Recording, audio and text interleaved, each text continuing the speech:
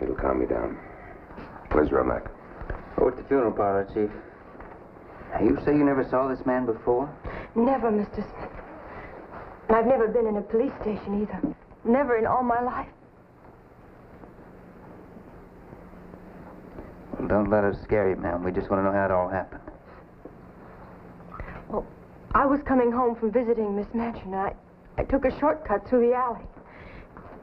This man appeared out of the dark and asked me to have a drink with him. I told him I never touch liquor and I never talk to strangers. Then he shoved me against the wall, real angry like, grabbed my shoulder and cut it with his ring. You really fought with him, didn't you?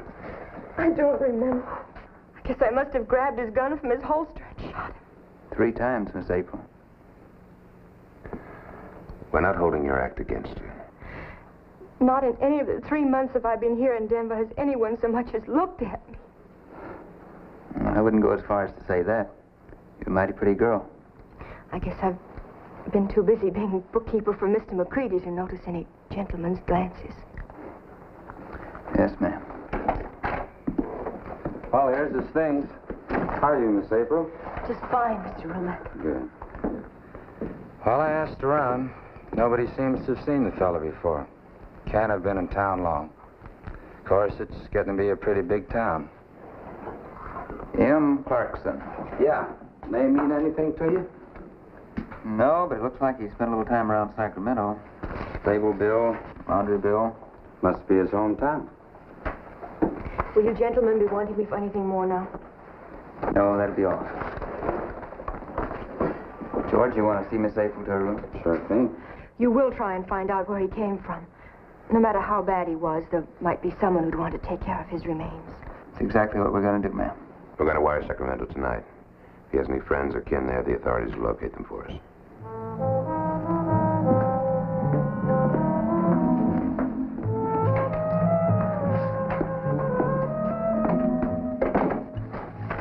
Yes, sirree. It's a mighty pretty girl. You sure you're going to be all right, ma'am? Perfectly, Mr. Romack. You've been more than kind.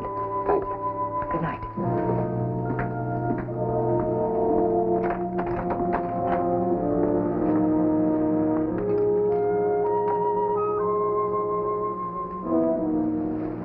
Dakota?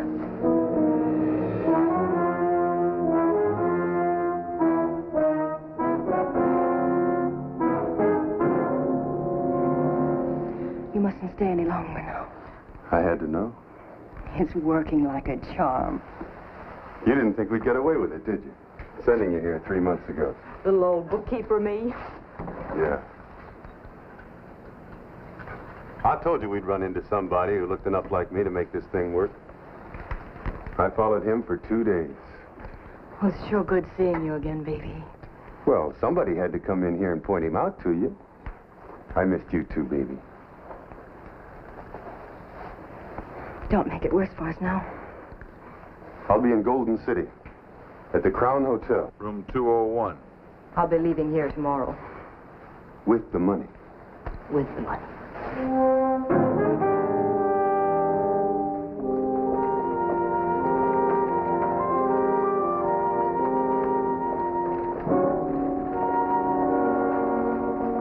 $5,000, Mr. Smith. You mean to tell me Miss April Fenshaw will get $5,000 reward for this gentleman? You can read the telegram, Mr. Gratch. Sacramento Police. M. Clarkson, known as Dakota Jackson. Physical description, including ring, watch, and age, makes positive identification. Why, he's wanted for 3 bank robberies and a train holdup. Didn't you have a wanted poster on him? We had one. No picture. Miss April will be a rich woman, won't she? Well, let's say comfortable.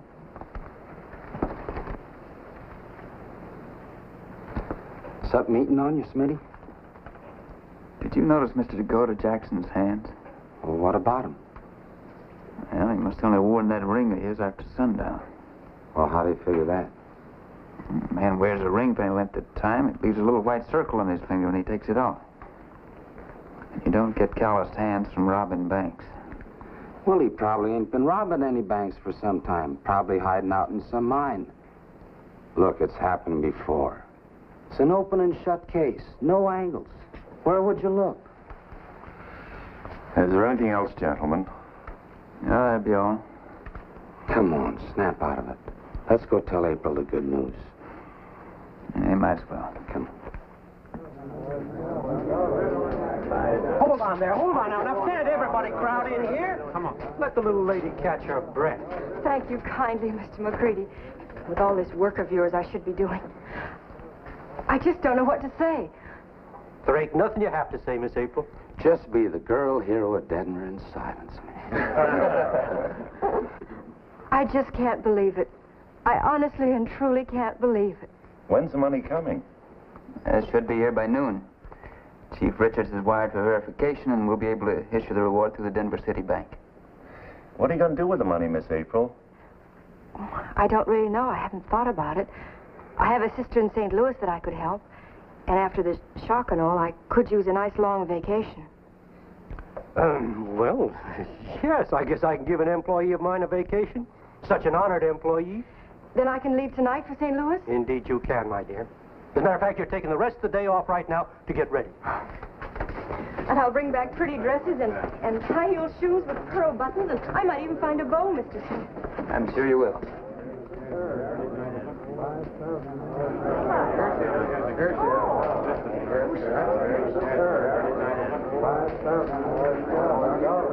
I guess my papa was right. He said hope is always immortal. Yes, ma'am. Just don't leave without all that money. You're joshing me, aren't you, Mr. Romack?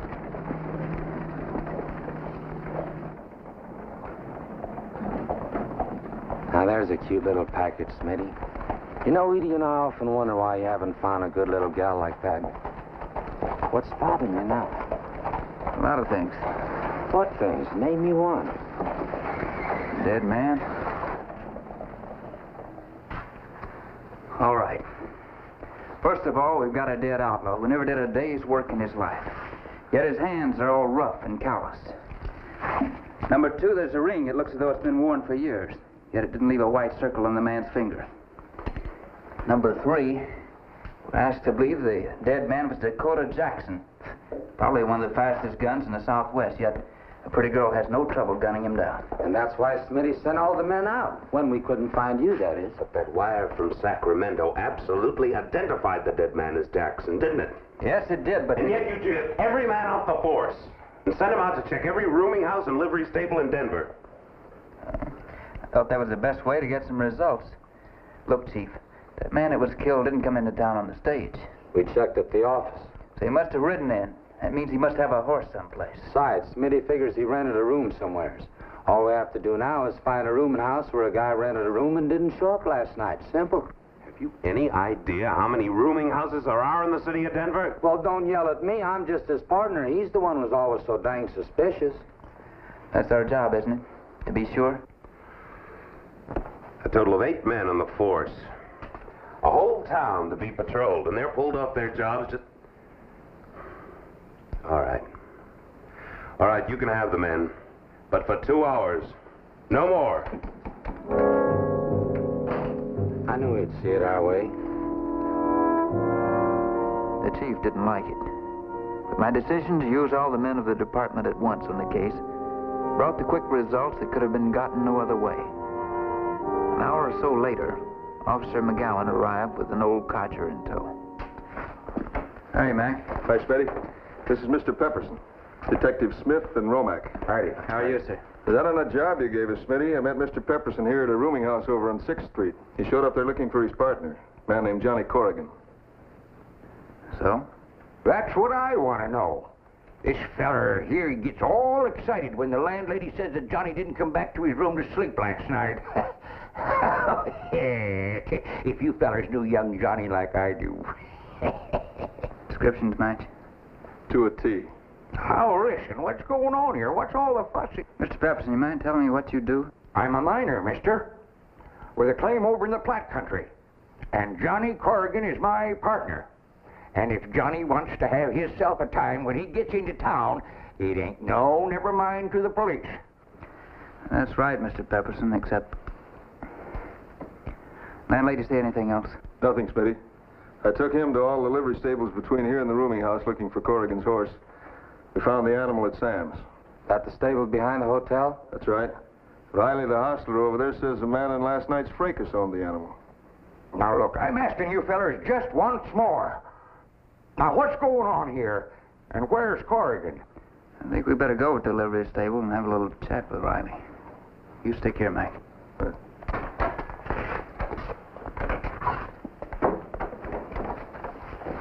Hello, Mr. Smith. How are you, Riley? That's him. Yes, that's belonged to the fellow that was killed last night. Are you sure? The one Miss April shot? Well, sure, I'm sure. When I seen him laying in the alley, I says, I'm going to have to sell the horse to pay for that feed bill. You fellers trying to say Corrigan's dead? We're not sure, Mr. Pepperson, but we'll find out. You mean maybe Miss April shot the wrong man? There ain't going to be no reward. Reward? What reward? Johnny Corrigan never did a wrong thing in his whole life. He was like a son to me. A fine, honest boy. Something's cockeyed here, Smitty. Well, we've been thinking there was. Mr. Smith, can I sell the horse or can't I? Better hang on to him for a while, Riley. I'll let you know. Come along, Mr. Pepperson. Let's take a little walk over to the funeral parlor. You better get Richard's, George. Yep. That's Corrigan, all right. Or my name ain't Billy Pepperson. You sure? Take a look. He's got a knife scar on his right wrist. I ain't crazy. You live with a man 10 years. You know what he looks like. You got the wrong name on that man in the coffin, mister. He's right. The scar's there. This changes things with him. I told you. And he wouldn't attack no woman either. I know better than that. Somebody lied to you, mister. I heard you were here. Anything I can do? No, Mr. Gratz, just a little more identifying. Nothing to worry about. Nobody else knows anything about this but us. You want your partner's death solved, don't you? I'd give him a store teeth. Then keep your mouth shut about the mistaken identity. As far as you're concerned, there's still Dakota Jackson back there till we tell you otherwise. Now, look, you go back over to the stable and tell Riley you made a mistake. Go ahead and let Corrigan's horse be sold. And you just sit tight till we tell you otherwise. Nothing wrong, is there, gentlemen? Everything's just dandy. I'll take care of that. Yes, sirree. I'll take care of that right away. Looks like our Miss Fenshaw isn't such a sweet little bookkeeper after all.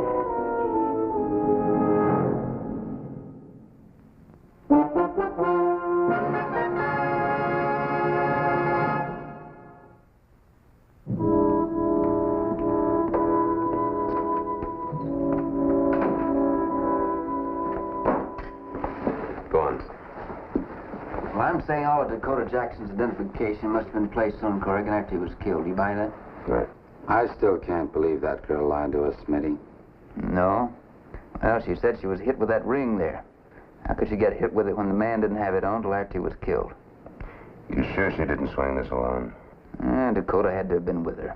Where'd the ring and the watch come from? She didn't have a purse. Who carried away Corrigan's possessions? Boy, what someone will do for $5,000. No, it was for more than that, George. It was real smart.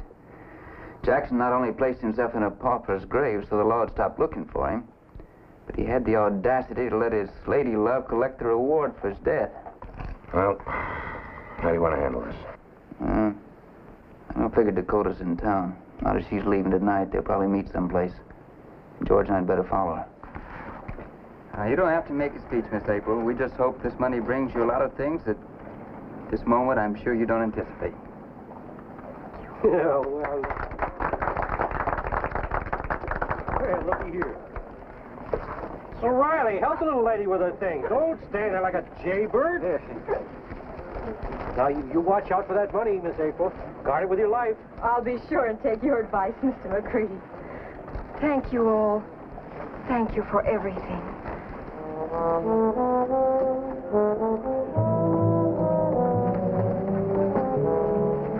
Get the horses ready, George. We have a long ride before that little bird lights on a limb. Just put them over there in the bag, Mr. Riley. Yes, sir.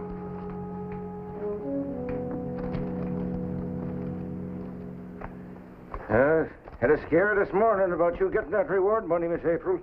What kind of a scare, Mr. Riley? Well, this fella coming into town got his eye on a horse that I just sold. He claimed it belonged to his partner, whom he couldn't find. Well, for a minute, we all thought that the man you shot was the fellow that was missing and you hadn't killed Dakota Jackson at all. Who thought that, Mr. Riley? Mr. Smith, Mr. Romack. And they all went over to the funeral parlor to straighten things out. Straighten what out? Oh, it was all cleared up finally. The fellow Pepperson come back, said it was all a mistake, that the man in the coffin wasn't the one they was looking for at all. Funny thing, though. He told me to forget the whole business, to say nothing to nobody. Now, why do you suppose he'd say a thing like that? Maybe he had a reason. What kind of reason? Maybe he wanted to play a trick on us. And Mr. Smith was in on it, too, and that's why no one said anything to me about it. Maybe. But you got the reward money, that's all that counts. Is there anything else I can do for you, Mum? You've done more than enough, Mr. Riley. All right. Good day, Mum.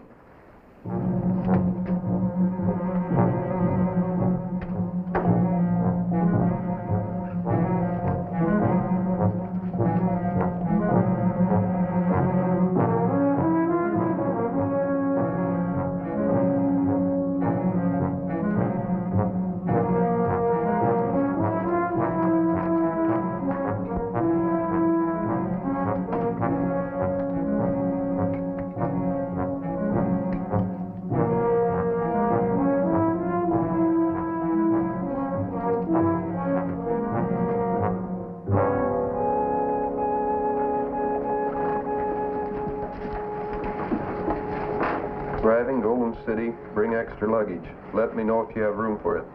Deliver Crown Hotel, James Brown. That'll be 4:20. Didn't know you knew anyone in Golden City.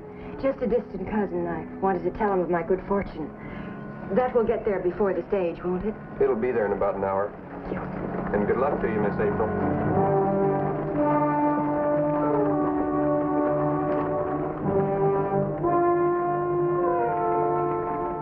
I have something very important to say to you, gentlemen. I'd like to go into your office a moment.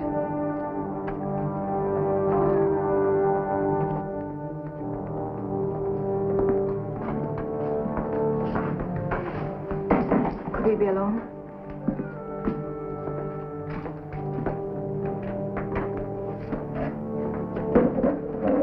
Sit down. Gentlemen, I've lied to you.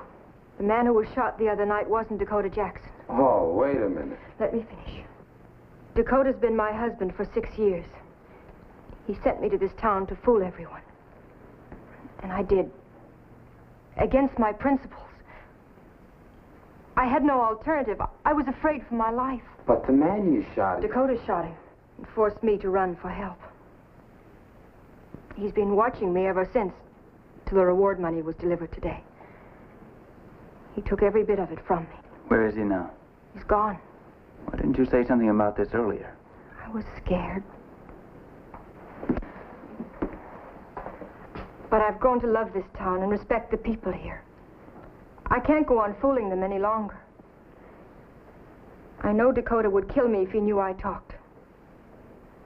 But I'd like to help you catch him. That's a right nice speech, ma'am. I'm sure the judge will allow it in your favor. I mean it, Mr. Smith. If I have to go to jail, it'll be with the conscience that I did it to preserve my own life. As I said before, I'm scared of Dakota. But I want you to catch him.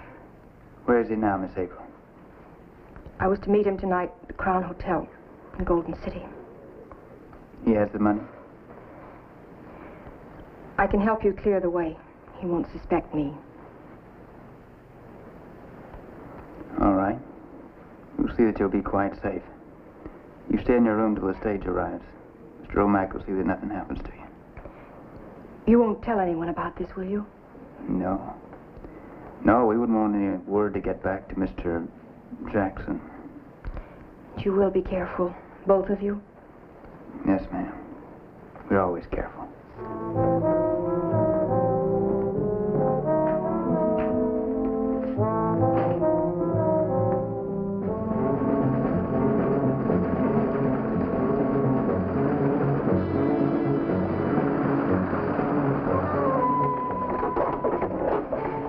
Such a nice going away they gave me. It's going to be real sad having to go back and tell them all the truth about me. Yes, ma'am.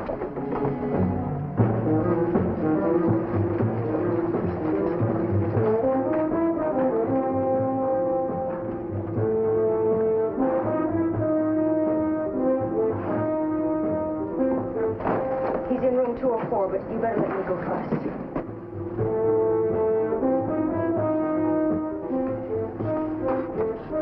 Just a minute. We're just visiting a friend.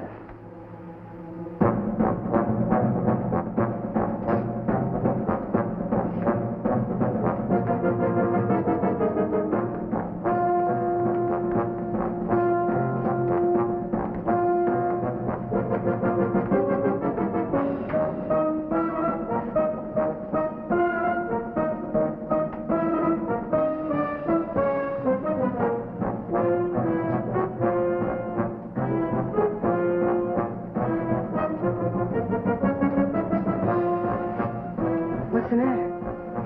Not a thing, Miss April. Just go ahead and knock.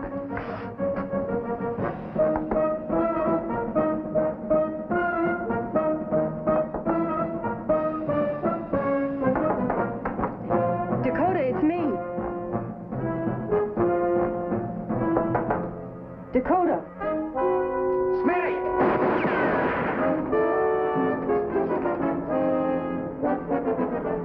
Come on out, Jackson.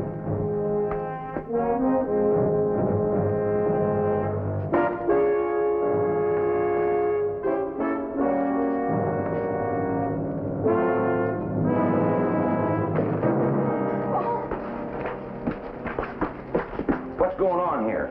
You better get your sheriff. What made you think he wasn't in 204? A couple of things. Number one, she hasn't told us the truth since this whole thing started. Two, when I checked the desk on the way in, the key to 204 was in the box. A man waiting for a pretty girl wouldn't go up and forget his key, would he? I wouldn't.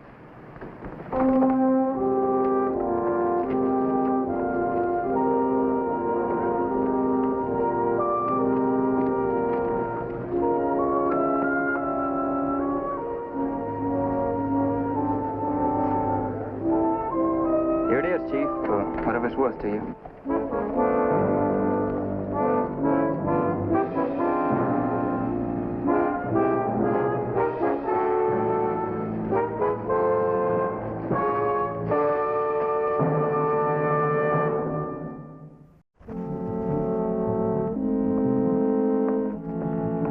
When you're hunting a holdup gang, the roadway to a deserted old house sometimes looks inviting.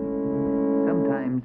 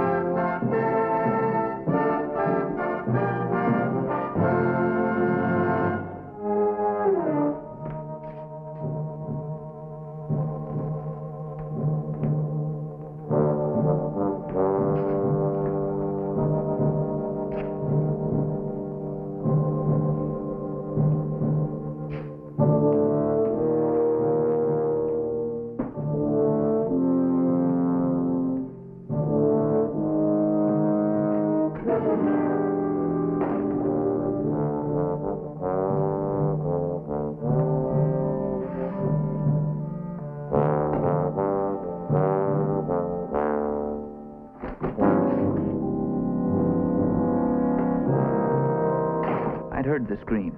I was sure of that. But there was no sign of the screamer. None at all.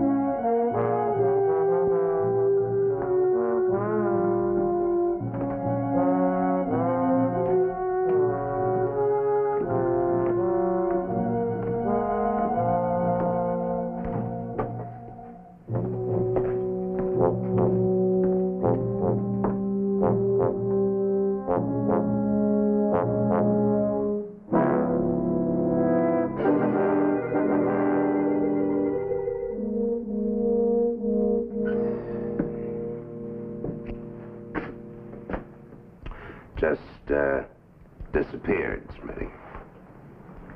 Just disappeared, Chief. Just disappeared, George. That's what the man said, Chief. I heard. All right, you two. But I'm telling you, I saw it. The body of Frank Malloy. Yeah, with that gun near him. But you know, Smitty, Frank Malloy never even carried a gun. It's one of the things that's bothering me. The other is the kind of gun it is. Looks like an ordinary Derringer to me. Take another look. Presentation model. That's right. Duplicate of the one Booth used to kill Lincoln. They don't make them anymore. Well, I don't care. I don't care if it's a copy of the one that killed Alexander Hamilton. This whole thing's ridiculous. I send you out to check up on a holdup, and you come back with some story about a disappearing body and a gun that killed President Lincoln. Duplicate. And another thing, Chief. This gun, the body, and the holdups just might tie in together. How's that, Smitty? Remember that stagecoach robbery a couple of weeks back, the one from Phoenix? What about it? That drummer from Philadelphia was on it. That's right, and part of the loot was a Derringer. You trying to tell me that Frank Malloy is tied into these holdups? All I'm telling you, Chief, is that this gun was with Frank Malloy's body when I found it. Where are you going? I think I'll have a talk with Mrs. Malloy. All right, Smitty, maybe you did see Frank Malloy's body lying there. But isn't it just possible that he might have taken a bad fall? That he really isn't dead? Yes, Smitty, maybe when you heard that scream and ran in the house, he just came to and left. You can't tell a woman she's a widow until you're sure. I'm sure. Where do you think you're going? He's my partner. Well, you just sit yourself right down, partner. I want somebody to be around here in case Smitty's wrong. Frank Malloy might stop in and say he saw a missing detective last night. You'll excuse me if I continue working while we talk, gentlemen. I promised one of my customers this would be ready this evening, and she's depending on it. We don't mind a bit. Go right ahead. Now, what's so important is to bring two official gentlemen like yourselves out to see a poor woman like me. Your husband, Mrs. Malloy. When's the last time you saw him? About noon yesterday, just before he rode off. Rode off? Where was he riding to? Leadville, I think. He mentioned he had business out of town. Then he didn't come home last night. No, I didn't expect him. Mrs. Malloy, have you ever seen this before?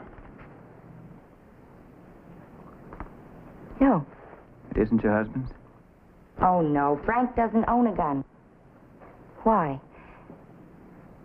Is anything wrong? Has something happened to Frank? Mrs. Malloy, your husband's dead. Dead? Shot. I was passing by the old Foley place when it happened. He was dead when I got to him.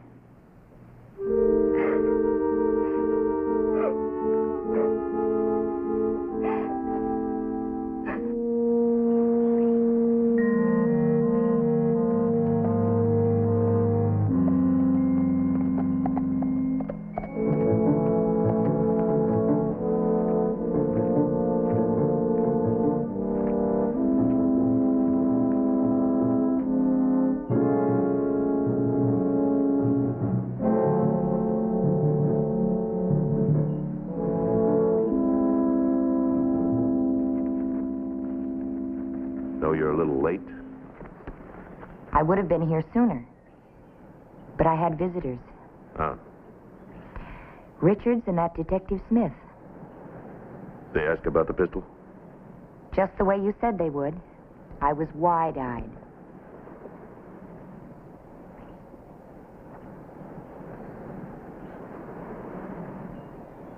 Jim, why can't we go away together now? Look, honey, for the time being, we have to play it safe. Keep apart. Safe. I hate that word when it means I can't be with you. I know. But it won't be long.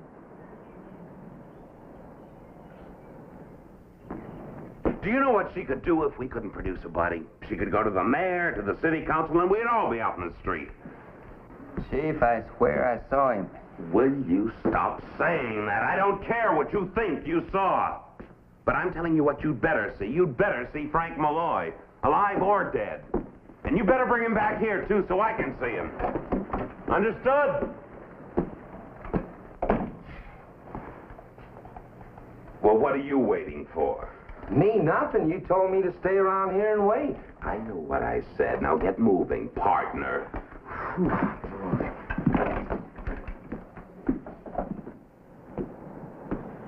George.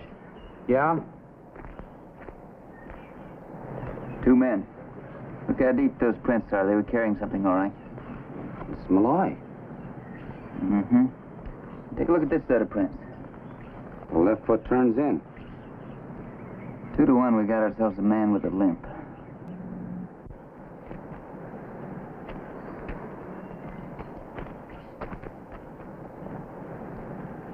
Smitty, no use trying to trail him with all these other tracks in here.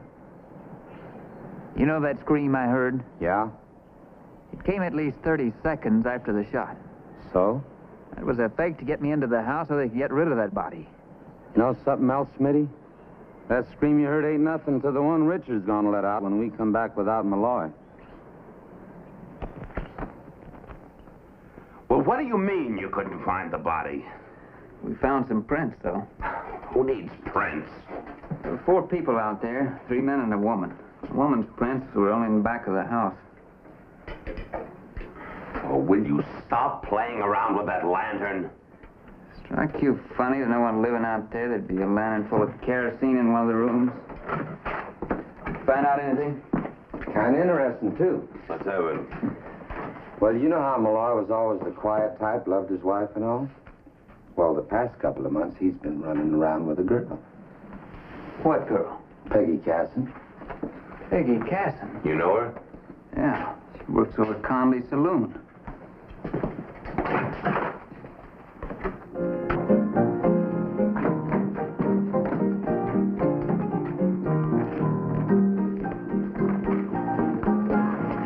Hey, Mr. Smith.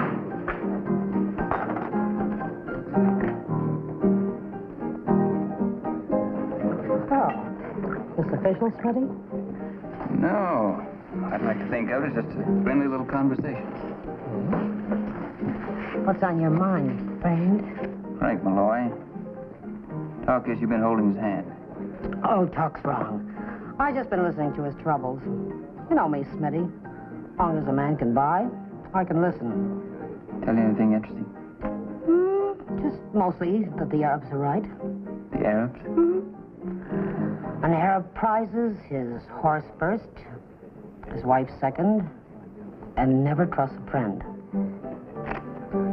Well, I know Frank had a horse and a wife.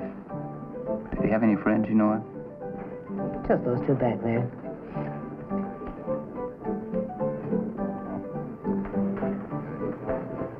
Never saw them before. New in town. Names, Pete Keller and Monty something or other. Thanks, Peg. With you, Smitty, a friendly conversation is always a pleasure.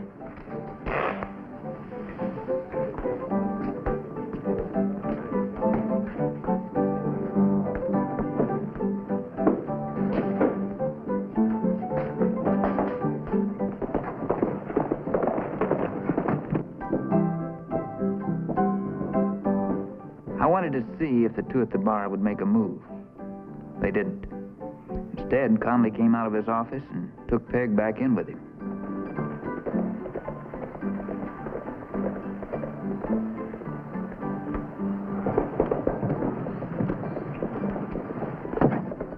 What did Smith want? Oh, we just dropped in for a friendly talk, Jim. Nothing to worry about. You know how I am, Peggy. It's a holdover from my younger days. The law always makes me nervous. Oh, he was just curious about Frank Malloy. Malloy? What did you tell him? Nothing. What's to tell? Just that he's been hanging around with those two new men out there. You told him that? Peggy, I ought to break your neck. From now on, you don't tell anybody anything about what happens in my place. You understand? Just a minute. I only work here. You don't own me. I can say anything I want to my friends. I don't happen to like your particular friends. You gonna tell me what kind of friends to have? Oh, you and I better have an understanding. As long as you work for me, you do what I say. Smith, what do you want? Nothing.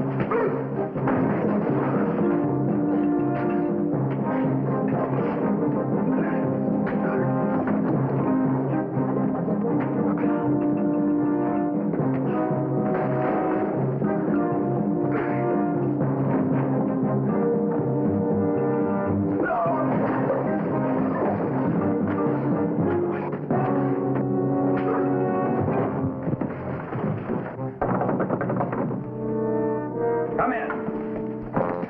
I wouldn't. As long as you're here, why don't you sit down?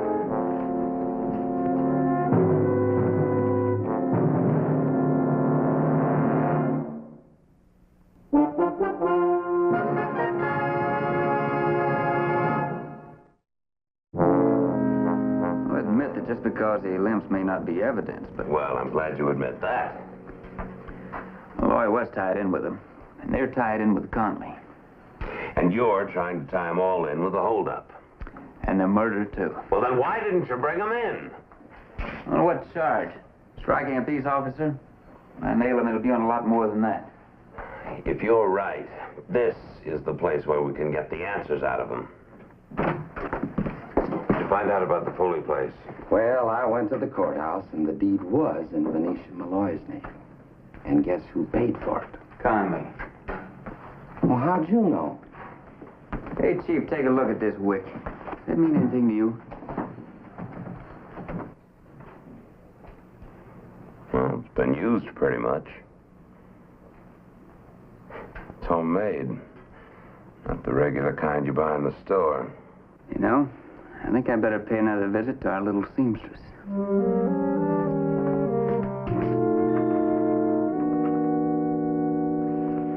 Well, Mr. Smith, I hope you have some good news about Frank. I'm afraid not, Mrs. Malloy. I thought perhaps you might have a picture of him that I could show around, just in case I was mistaken.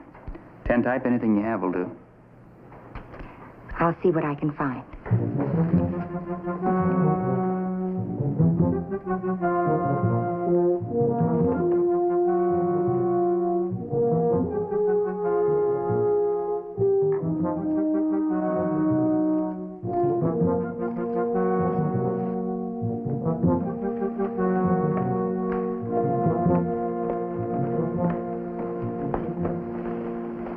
He had this taken a couple of years ago. Really isn't very good, but it'll help. You write a real pretty hand, Mrs. Malloy. I only hope Frank will be home before you have to use that picture. So do I.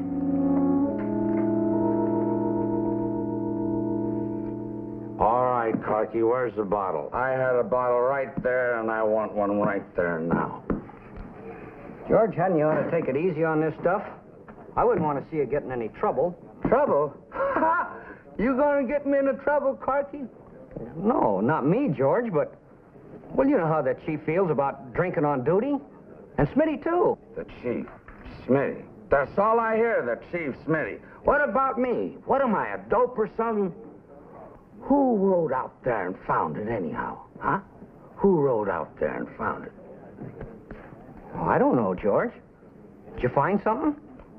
Who found something? I didn't say nothing. Well, what'd you find, George? I bet you found a gold mine. That's it. Ain't no gold in a stiff. Stiff? You mean somebody found a body? Well, whose body is it, George?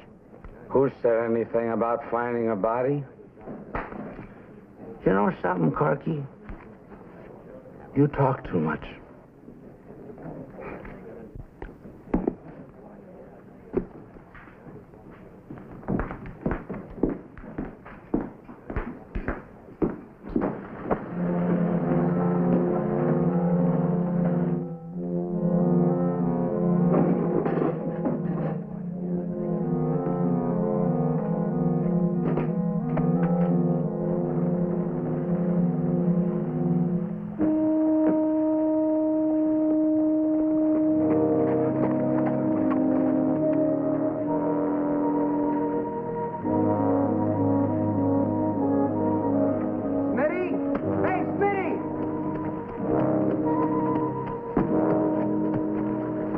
How'd you make out? Now, that's a silly question asking me. I made out fine, naturally.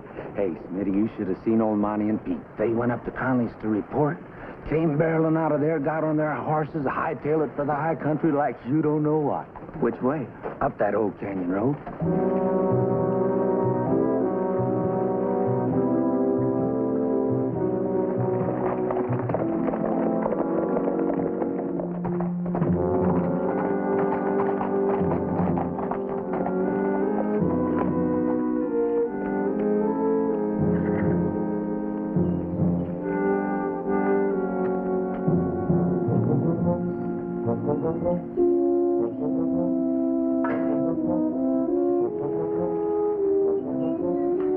Malloy's still down there.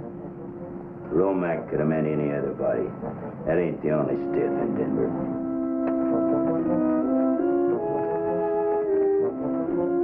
Let's get back and let Conley breathe easy again.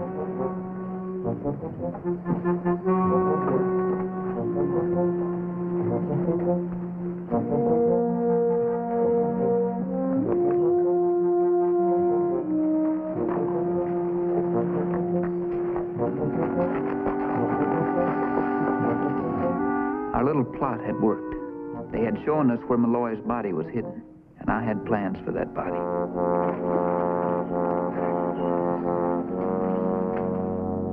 Same cloth.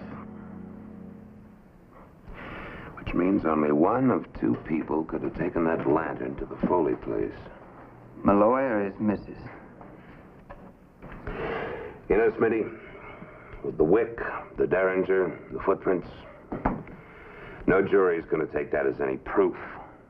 You're convinced, aren't you? If I am. I'd like to try something. Is it legal? I'll nail Malloy's killer so no jury will ever turn him loose. Well, I'll take that for yes. Smitty? Next, Romack and I arranged to call on an old friend, a reformed forger named Walter Fry. George had located him in back of the livery stable. Here you are. Yeah, if you please. Let me see. There's a simple slant. Rounded letters. Denotes a very passionate nature. The writer was a woman. How about this one? Yeah, much larger. More determined. Can you do them? If I can't, nobody can.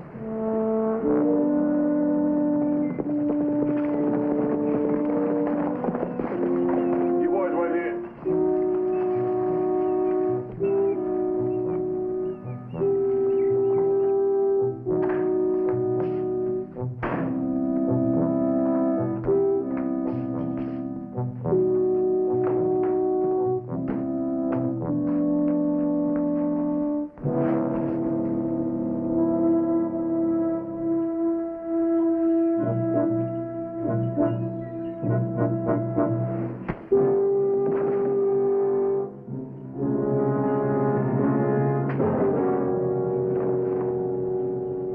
Darling, I was so worried.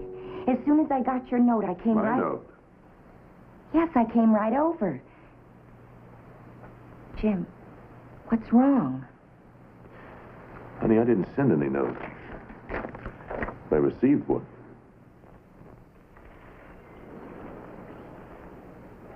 But who could have done it? Smith. Do you suppose he's found Frank? No, the boys checked that earlier. But he must suspect something. Come on, we can talk later. Right now, we've got to get out of here. Well, I wonder what brought you two out here. Oh, I wouldn't worry about Monty and Pete. They're well taken care of. Well? All right, so we're in love. Any law against that? No, there isn't. But there's a law against murdering a husband who finds out about it. Oh, come on, Smith. You know you can't prove murder without a body. That's right. That's what the law says. And you have no objection if I see Mrs. Malloy home. You know where I'll be if you need me. Yes. I know where you're going to be for a long time, Conley. Try that door over there.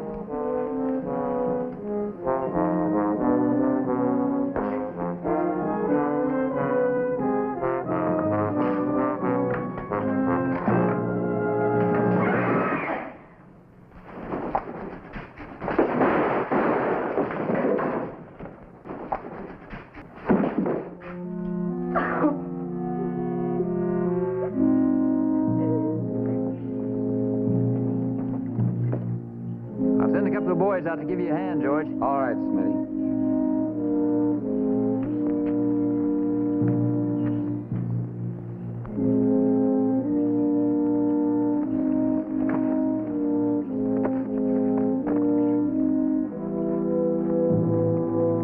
Romack and I were quite content. Our plan for moving Malloy's body into that closet had worked. It was Venetia Malloy's scream I had heard that night. A scream she'd regret for all the years she'd spent behind bars.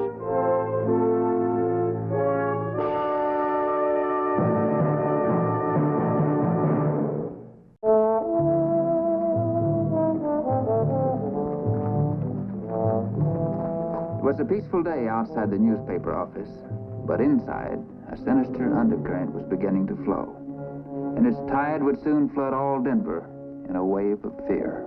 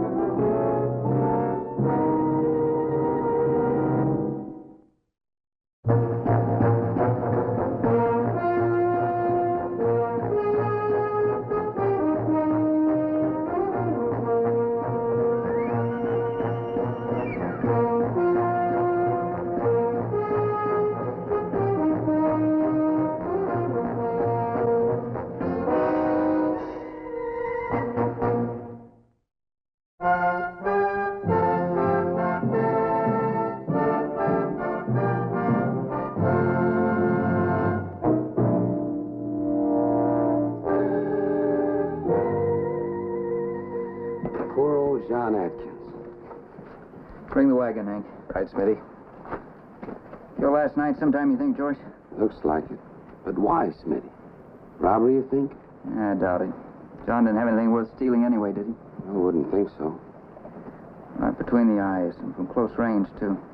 He couldn't have had much warning.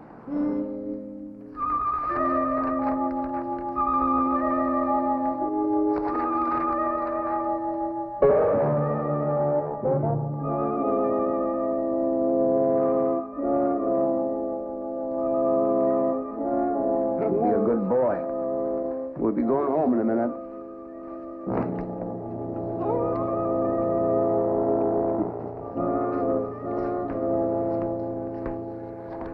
If you're looking for something special in that issue, maybe I can help. No, thank you. I just happen to like to study up on the history of places that I've never visited before. Well, you can read all night as far as I'm concerned. But I got to go home and get dressed decent for a wake. Oh? An old friend of mine was murdered by some varmint last night. Murdered? Is that so? Yeah. Old John Atkins. Shot. Funny thing, I always thought he'd drink himself to death. Poor devil. He used to hit the bottle pretty hard. Many is the time I sat with him through a session of the DTs. Now I got sit with him through his own wake. Well, I'm terribly sorry to have kept you, Mr. Mickle. Angus, name. Well, thank you, Angus. Angus. Huh? Well, good night. Good night. Good night.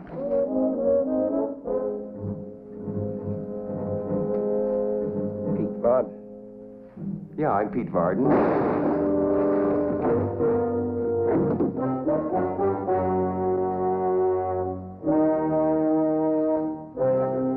Thank you very much.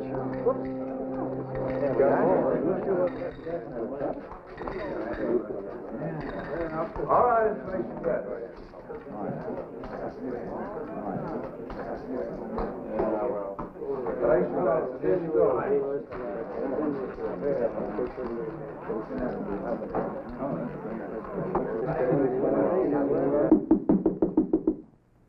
Yes?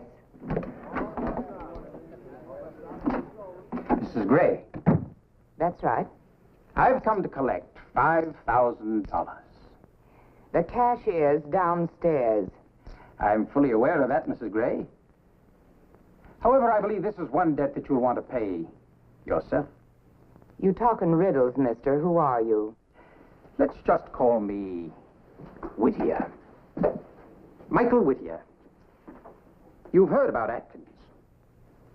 Yes, John Atkins. Murdered. He was a janitor here. Mrs. Gray, I'm a salesman. John Atkins is one of my samples. This ad was placed 10 years ago. Where did you get it? I've kept it. Surely time hasn't made you forget. Forget the only man I ever loved? Forget how he was lynched by a brutal mob for a crime he didn't commit?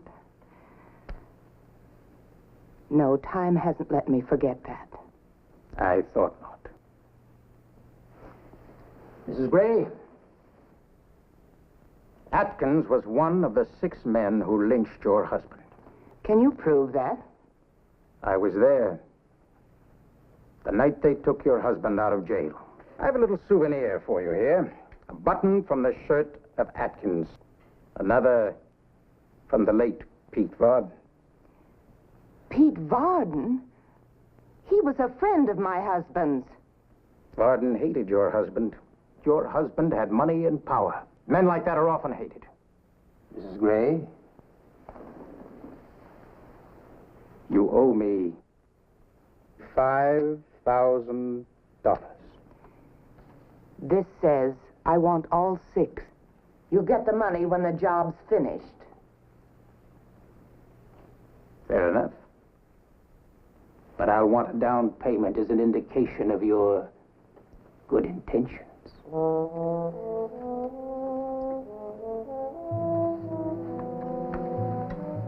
$2,000 now. The rest when the whole job's done. Thank you. I'll be back for the balance.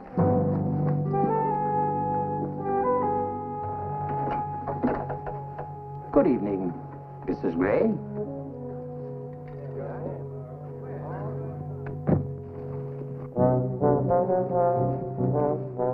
She's there, all right. Just hope she can help us. Come in.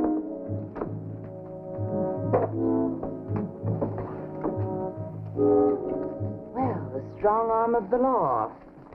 What crime have I committed? We came to talk to you about Atkins. Yes, I heard. But how can I help you? Well, after all, he did work for you. Yes, but I rarely ever saw the man. He was just the janitor here. Even so, I was hoping you might give us some lead. Did he quarrel with anyone that you know of? Not to my knowledge. Had he received any large sums of money lately? Atkins? Certainly not. He didn't even get paid till next week. Oh, well, it was worth a try, Smitty. 2 identical murders, both men shot between the eyes, yet one man had nothing in common with the other, so far as we know. Boy, this one's really got us stumped, Mrs. Gray. I can imagine. You know of any connection between Atkins and the other victim? No, I'm sorry. As I said, I rarely saw the man. Now, if you gentlemen will please excuse me, I'm quite busy tonight.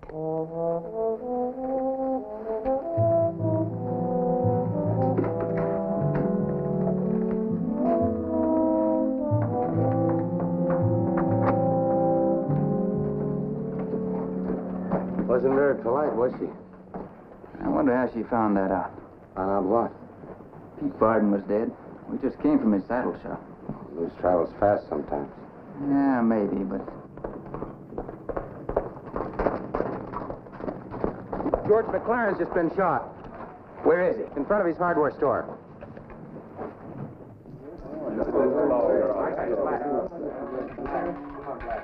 That is number 1. Just one moment, sir. Please put your hands on top of the table. Now look, mister. This game's on the level. I'll believe that when I can see what you're doing with your hands. What's the trouble? This man was manipulating this wheel. I've been watching him for quite some time now. You better pick up your money, mister, and try your luck somewhere else. No, indeed, sir. I intend to stay right here until I get an honest spin. Now look, I don't have to throw you out. That's enough. If you've got any complaints, make them to me. Not much doubt about it being the work of the same man, is there? Same trademark. Third button missing off his shirt, just like the other 2. I think I'll have another talk with Maple Gray. But George McLaren is loved by everyone in this town. The police will pull out all stops to find out who killed him. They've already been asking questions. Why? Because Atkins worked here. I wouldn't worry about the police if I were you. Policemen have little minds. They work in narrow channels. They're always concerning themselves with motives and witnesses. I plan my work so that I can control those elements. It's safer that way.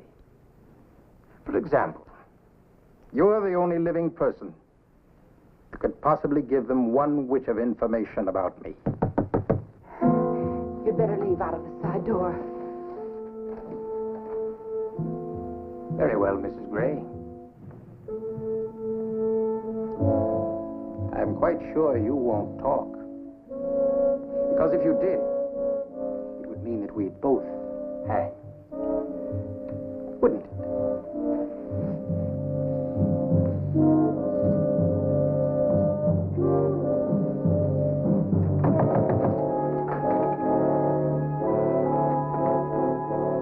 Now what? I'm a little curious about something, Maple. When we were here a few minutes ago, George mentioned the fact that 2 men had been murdered. Now, we had just come from the scene of the second killing, and yet you already knew that 2 men had been killed. So? Now there's been a 3rd killing. You know about that one, too? Look, Smith, if you're accusing me of... No, I'm not accusing you. But you knew about that 2nd killing before you had any right to. Now, who told you? The answer is very simple. I don't count the murders in Denver. That's your business. If you'd said 6 men were dead, I'd have believed you. You're lying, Maple. I'm not lying. I just made a mistake. Is there any law against that? I don't know. Because I don't know what that mistake was.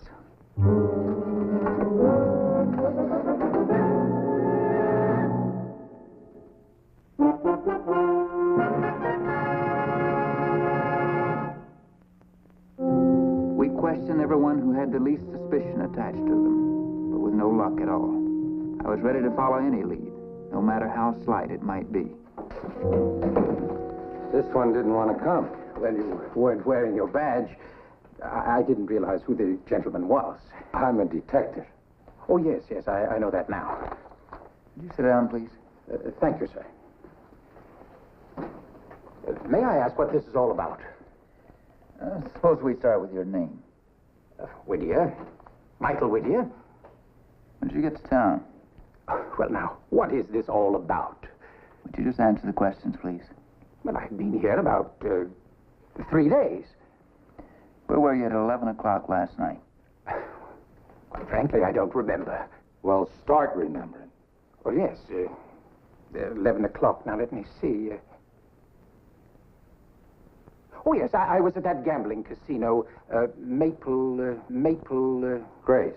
Yes, Maple Grace. I know, that's where I was. Can you prove that? Oh, certainly. It was just about 11 o'clock. Yes, I was there for quite some time, and I caught one of her dealers cheating. I made quite a fuss. Oh, there are a number of witnesses. What do you do for a living, Mr. Whittier? Well, you might say I'm a speculator. A speculator? In what? Oil, minerals, things of that nature. Anything that promises a profit.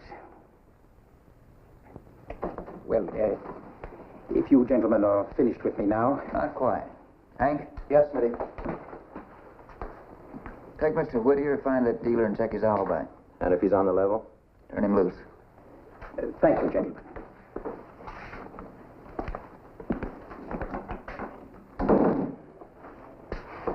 Smitty, why are you especially interested in him? His alibi. Maple's smart. She runs honest games because, like she says, it pays in the long run. Yet this fellow accuses one of her dealers of cheating him. Causes a row in front of witnesses. Why? Yeah, it does sound kind of funny, huh? Where'd you find him? Oh, he was coming out of the Denver press office. Denver Press. What would a stranger in town be doing there? I'm all cleaned up here anyway. I think I'll walk over and have a talk with old Angus.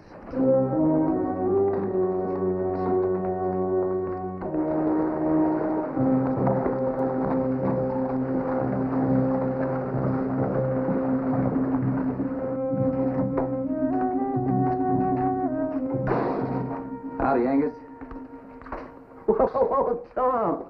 What brings you to my musty domain? Idle curiosity, probably. Did you have a fellow in here a little while ago wearing a striped suit and steel-rimmed glasses?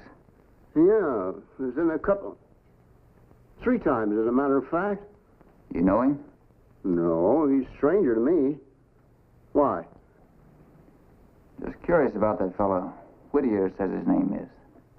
What do you want in here? All we ever did was sit over there and read that old volume of past editions. Well, that's odd. He never did ask you anything about Pete Varden or McLaren or Johnny Atkins, did he? No. You aren't thinking that... Just checking out every lead, Angus. What did he talk about? We didn't talk too much. Seemed to enjoy reading. Said he liked to study the history of the place. That a little unusual? It sure is. About the only person that ever came in here to read those old papers was somebody that wanted to check on the gossip. So as to bring it up again. Part of a page cut out here, Angus. Well, that's mighty strange. Yeah, it is, isn't it? I'd like to know who in the world would dare come in here and mutilate these old issues like that. Well, that is something... Angus? Tell me something.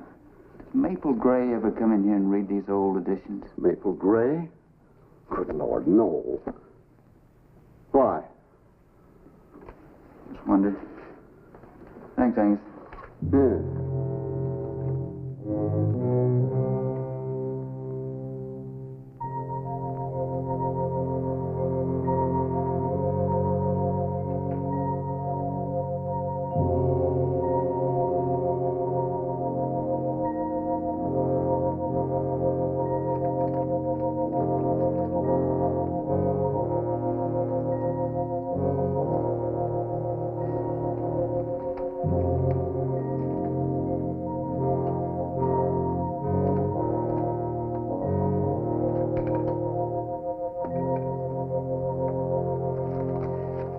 Maple Gray had slipped a piece of paper in her desk when George and I first visited her.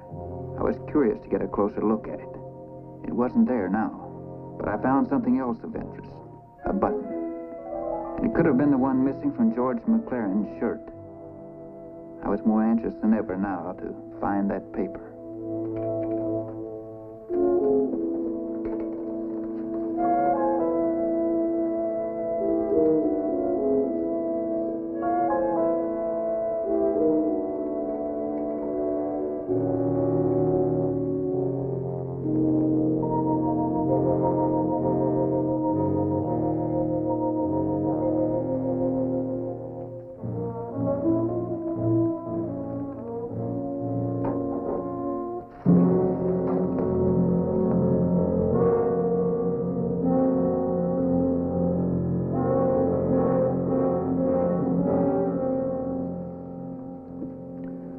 That's got to be it. But who in the world would want to steal a page out of a 10-year-old newspaper and then burn it? You asked the question, now why don't you answer? Where'd you find this burnt piece of paper?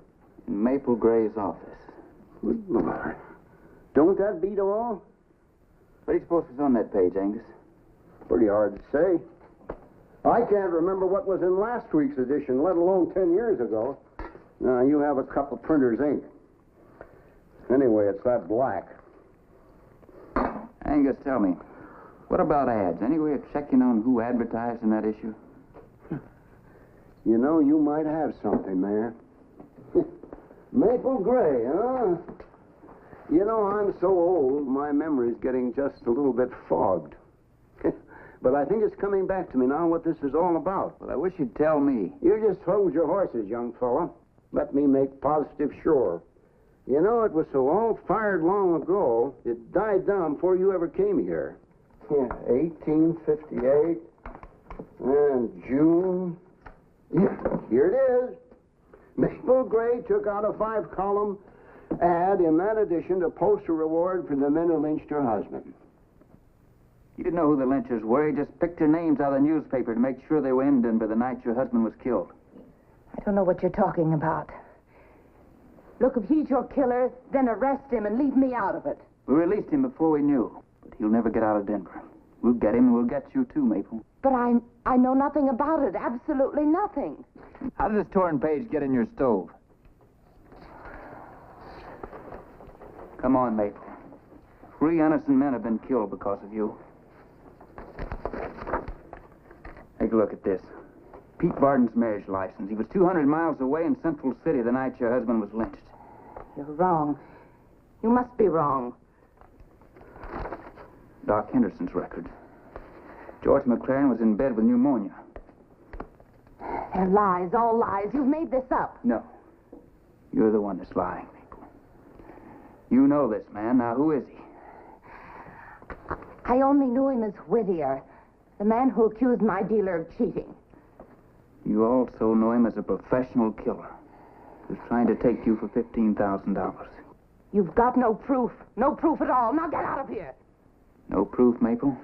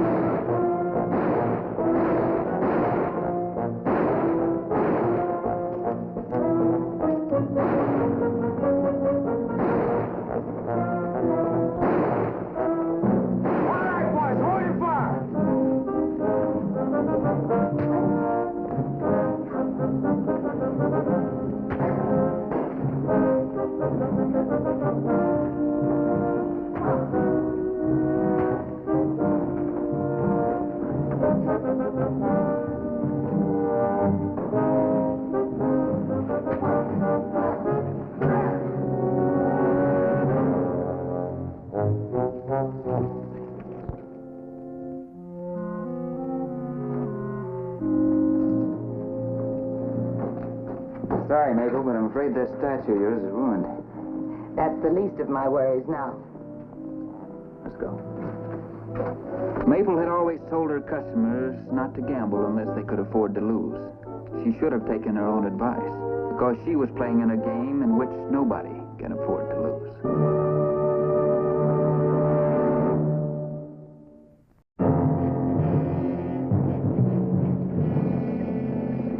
It happened May 19th, 1868, with the Phoenix stage a half hour out of Denver. Little Billy Wilson at the reins was in for trouble. Real trouble. Drop your guns!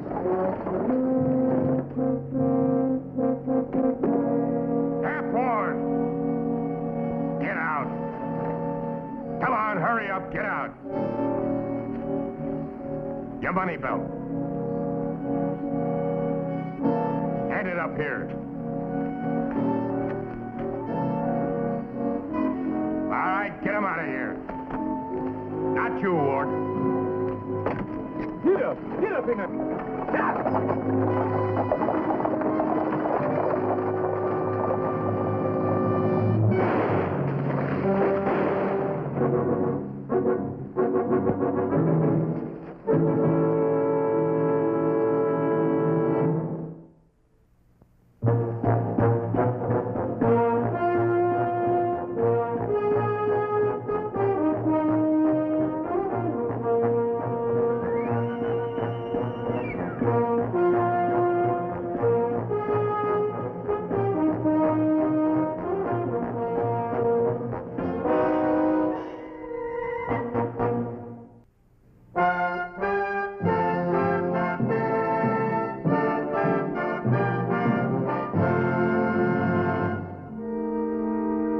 Denver Police Headquarters, we got to work on the case. My partner, George Romack, Chief Richards, driver Billy Wilson, and I went over the wanted posters of all the outlaws known to have worked the area. I don't know. I just don't know, Smitty. You kept coming back to these three, Billy. Niles, Litvack, and Judson. Only on account of their size. He was wearing a mask, don't forget. Shall I tell him? We were just testing you, Billy. We already checked. Niles was in Wyoming last week, and Litvack's in Virginia City. Which leaves Judson. Then I must be wrong about all three of them. I've been held up twice in my time by Hob Judson, and he don't never wear a mask. That was the first time. Well, you keep thinking on it, Billy. I'll check you next time you pull in. Right, Smitty. Mrs. Ward still too sick for questioning? So the doc says. She took Cap's death pretty hard, you know. Let's take a ride.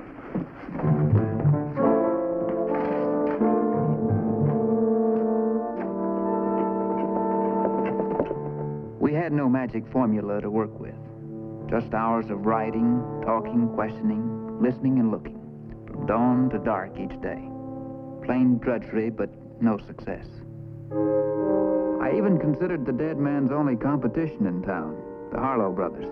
But again, I had nothing to go on. Then a few days later, Hap Ward's widow was able to come into headquarters. How many other people knew Hap was bringing that money back on Tuesday? Well, I don't know. Is that important, Smitty? Might be very important. We've been thinking an outsider did this, but could have been a local man. Someone we all know. Well, it's my own fault. You see, we thought we were going to lose the store. And then Hap's cousin in Utah said he'd lend us the $5,000. Such good news. I guess I told all my friends. If I thought I had anything to do with what happened. Not a thing. I'm sure you didn't. Did the Harlows ever offer to buy your store? Why should they want to buy our store? They were driving us out of business anyway with their high-handed, cheating ways.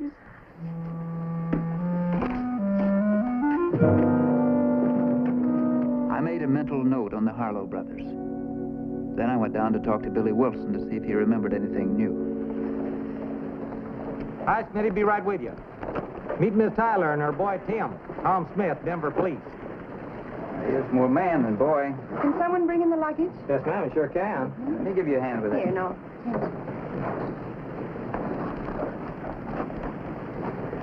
Widow lady. Nice and friendly, huh? Yeah, that's what I noticed. Been able to think of anything new on that fellow that shot Hap? I tried, Smitty, but I was so wall-eyed scared I couldn't see straight. I do remember, though, he talked kind of thick, like he had a prune in his mouth. Anything else? No, just said he wanted Hap Ward. You sure he asked for Hap Ward? Yeah.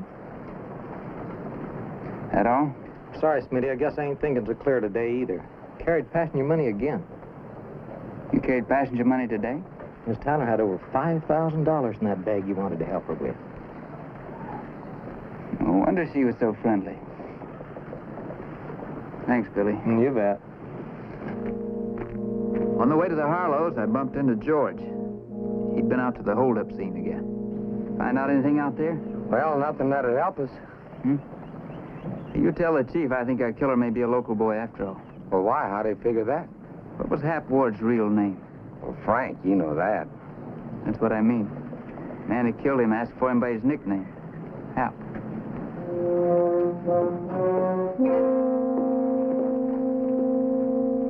Hap Ward, the killer had said. Not Frank, his given name, but Hap, his nickname. Now, that sure sounded like a local man. And it could be one of the Harlows. Either Bert or Ben. Well, look who come in. Hello there, Smitty. Bert, how's business? Oh, ain't near as good as police work. I'll say that. What's on your mind, Smitty? You two happen to remember where you were last Tuesday when Hap Ward was killed? Last Tuesday? We was both right here in the store. It took us all day to sack the grain. Was Tuesday, wasn't it, Ben? Yeah, that's right. My back still aches from it. That figures. Of course, you knew Hap was coming in on the stage with a lot of money. No. Everybody else in town knew it. It's funny information slipped by you two. Pa! Hey, Pa! Me and Ralph! What's he after? Get out of here, Lou, before I belt you. Get!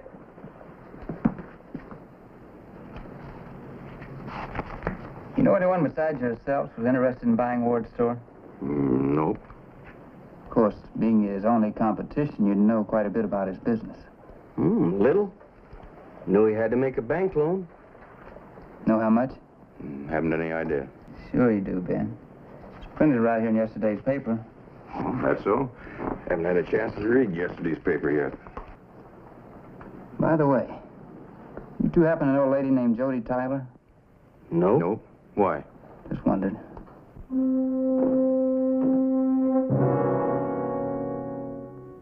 I was worried. The mocking faces of the Harlow brothers had talked loud and clear. But then, on the way back to headquarters, I had made another stop. Oh, Smitty. Romack was just telling me that the man that shot Ward called him by his nickname. That's right, Chief. Well, at least that's something. Where do we go from there? Well, I was just over at the bank, had a little talk with Adams. Mrs. Ward was just in there. Paid off that note. Where'd she get the money? A lady by the name of Jody Tyler. She just bought the Ward store. Well, who's she? A widow. She came into town this morning, had a little boy about 9 years old. Where'd she come from? Stage company said she got on at Phoenix. No previous address. Did you check that money that was stolen from Ward? Put a tracer on it. Ain't it funny that a woman comes into town, buys Ward's store with the same amount of money stolen from her? I sure would like to know more about that Tyler woman. Smitty, maybe... I was just on my way. When I got to Jody Tyler's store, I saw the Harlow brothers just leaving. That made me wonder.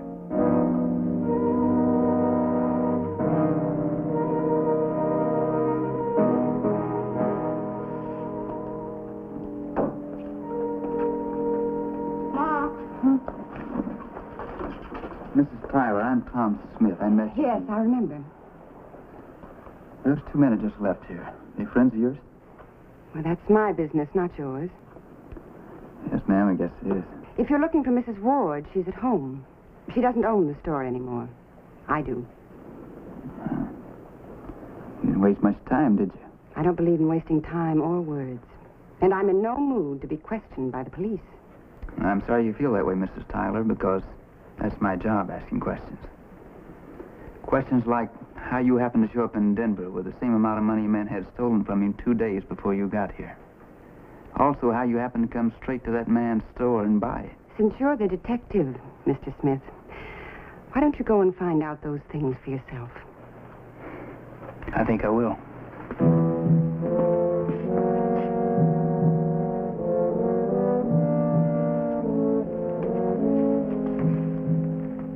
Tim, do something for me, will you, son? Read this list of names. Al Niles, Casey Winters, Johnny Litvack, Leftley Whitman, Hob Judson, Art Neary, Bill Tucker. I don't know what you're trying to do, Mr. Smith, but would you mind leaving? Sorry, ma'am, but like I said before, my job is asking questions. Thank you, Tim.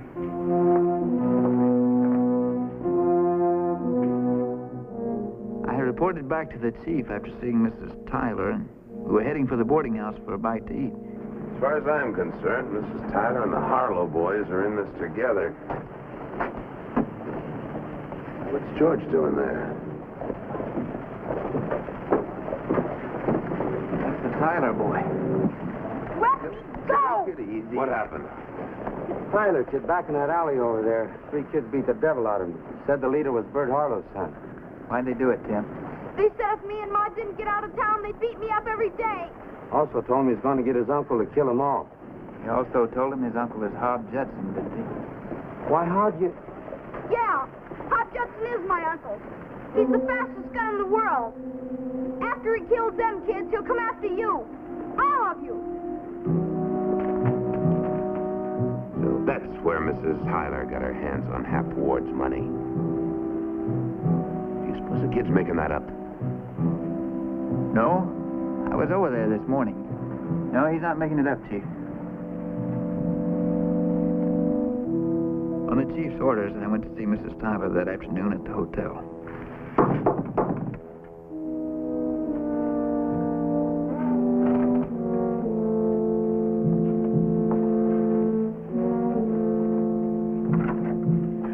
Hello, Mr. Smith. Please come in.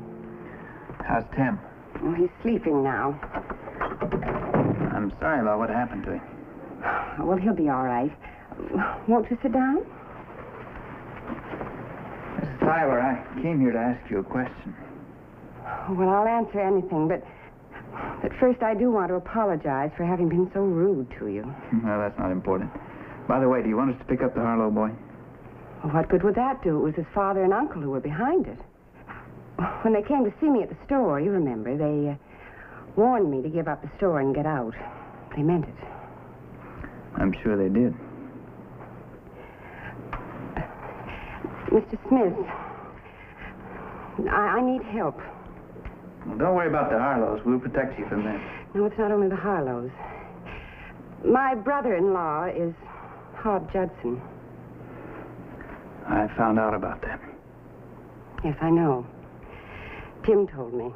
And this morning when he stumbled over Hobbs' name, I knew you suspected something. The money for the store. Where'd you get it? Why, I got it...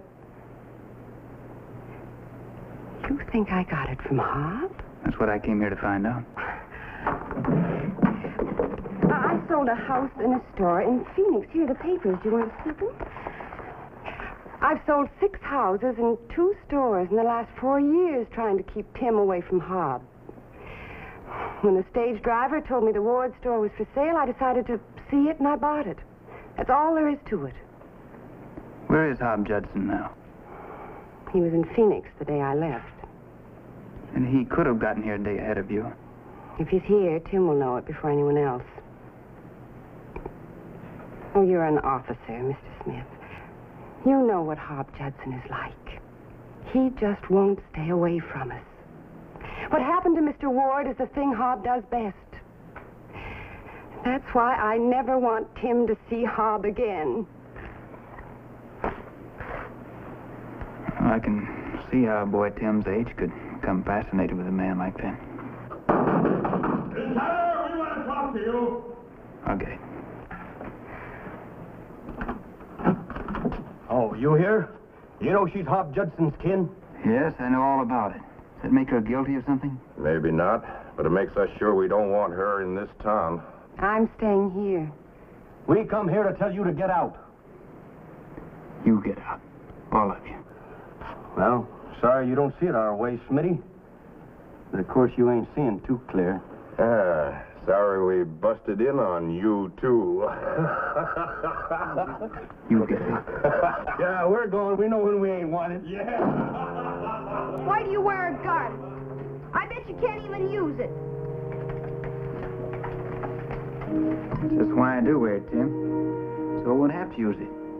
My Uncle Hob would never let any man tell my ma to get out of town. You get back to bed, Timmy. Hurry up. Now, do you see what I mean?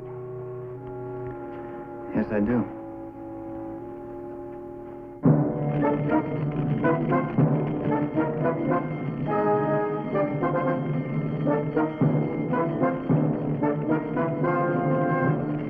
Hey, Smitty, Tyler's grain store burned plumb to the ground.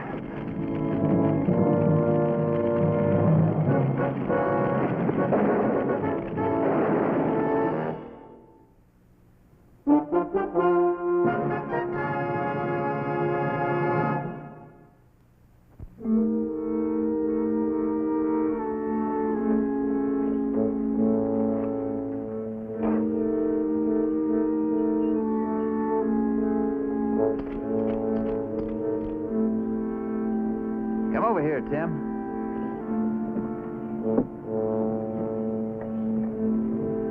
I want to show you something. You see this? See, the depth of the char tells you which direction the fire was started from. There they are. Go get him, Mr. Smith.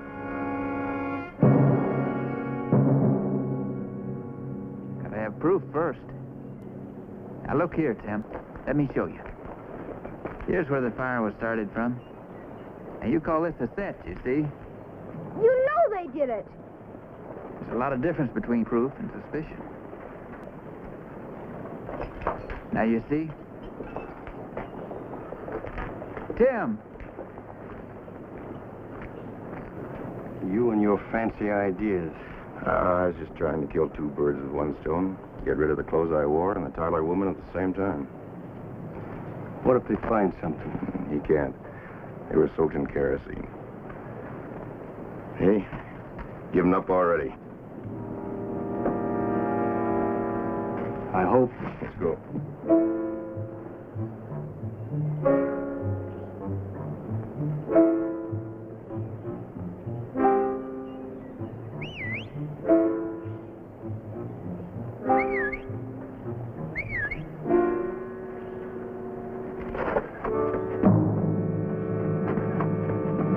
Gunslinger. Uncle Hob! I'd sure hate to see the other guy. What happened? I got in a fight. Ah. I told your ma I'd find her. Now listen, boy. There's a miner's shack in the woods just north of town. About a half mile past that waterfall. If you want anything, just let me know. How's your ma? They're trying to run her out of town. Who's they? They told her not to buy the store. And when she did, the kids beat me up. They just burned down the store. Harlow Brothers. Mr. Smith knows they did it. Smith? You mean Whispering Smith? Yeah. He's a friend of me and Ma. He told the Harlows to lay off. He knows they did it, but he don't go after him. He keeps looking for proof. The Harlows. Happen to know where they are? Sloan down the street. Now you go home to your ma. I'll do like I say. No time. That was the biggest dog off fire this town ever did see. The biggest dog off fire this town's ever seen. So there won't be no mistake. My name's Hob Judson.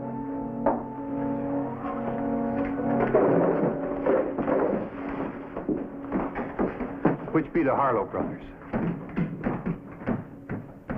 If you don't make your play when I count 5, I will. 1, 2, 3, 4, 5.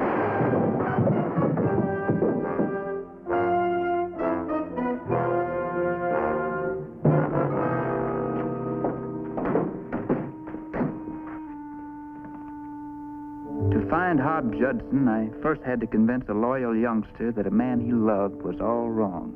Tim, you think a lot of your Uncle Hob, don't you? Uncle Hob never told me a lie, Mr. Smith. Neither have I. Look here, I want to show you something. Remember these? I dug them out of the ashes the day after the fire. Yeah. What are they? Mrs. Ward told me this is a buckle off Mr. Ward's money belt. And this is from the satchel they used to start that fire with. That means the man that started that fire is the same man that killed Mr. Ward. You know who it was? Hank Addison over at the general store remembers selling this some time ago to Ben Harlow. Well, then you did prove it. Mm-hmm. Enough to convict him of murder. We found the stolen money in his house. The numbers matched with the ones Mr. Ward's cousin wired to us. I'd had them in jail in another half hour. But your Uncle Hob couldn't wait, Tim. Neither could you. Now everything's all wrong. Yeah. You see, Tim, when a man jumps in like your Uncle Hob did, without the patience of the law, then everything has to wind up all wrong. I guess so. So there's nothing left for me to do but to go after him. Now, it's up to you whether I go with some other men or go after him alone. You'd go alone? If you show me where he is, I give you my word he'll have the same chance he gave the Harlows. Kill you, Mr. Smith. I hope not. How about it? Will you take me to him? He'll take us both there.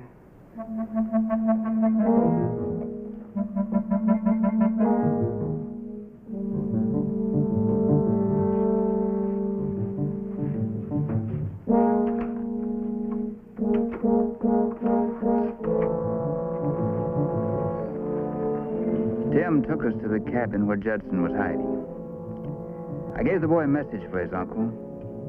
Told him to come out without his guns and within 5 minutes, or I'd come in after him.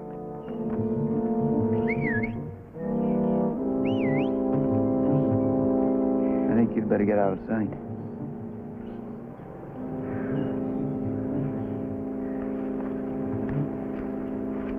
Mr. Smith's there alone. Honest. He'll wait there till I tell him what you're going to do. This Mr. Smith. Your ma like him? I don't know. Maybe little. You like him too, huh? He's all right. Please don't kill him, Uncle Hob. Shoot his hand, or his gun, or his shoulder. But please don't kill him. Well, maybe his idea is best. I broke out a lot of jails before. Break out of this one, too. I tell you what. You go tell him I'm taking off my guns and coming out. Honest? Why, I ain't never lied to you, have I? Huh? No. And you broke out of lots of jails before. Why, sure. Go on now.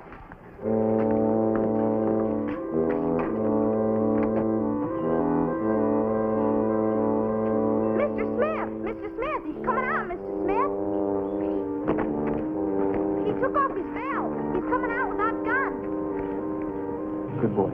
You go over there with your mother. Why? He's going to give himself up. What'd I tell you?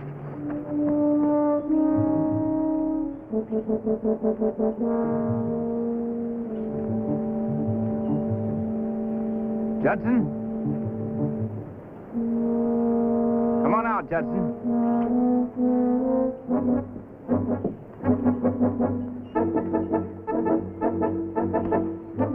Uncle Hob!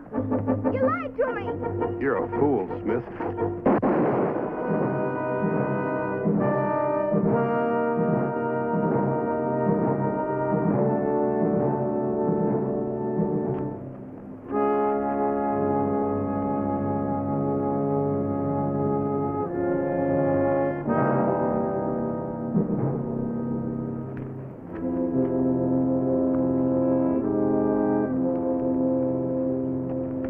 He hit him twice, Ma.